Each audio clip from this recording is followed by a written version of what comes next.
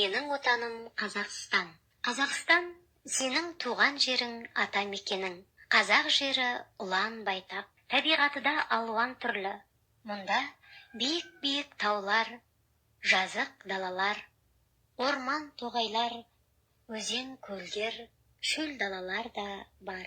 Қазақстанның жер қойнауы пайдалы қазбаларға бай. Мұнда тас көмір, мұнай, газ, түрлі тұздар және басқа да сан алуан байлық мол.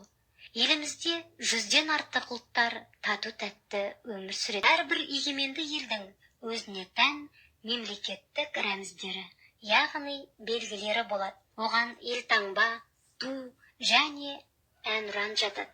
Әрбір өз отанын сүйетін азамат мемлекеттік елтаңбаны, туды және әнұранды құрмет тұтуға міндетті.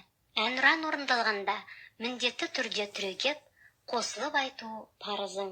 Әрбір егеменді елдің өз астанасы болады. Мынау біздің астанамыз Астана қаласы. Астана еліміздің бас қаласы. Ол жаңарып, көркею үстінде. Астана Есіл өзенінің оң жағалауында, Сарыарқаның солтүстік бөлігінде орналасқан.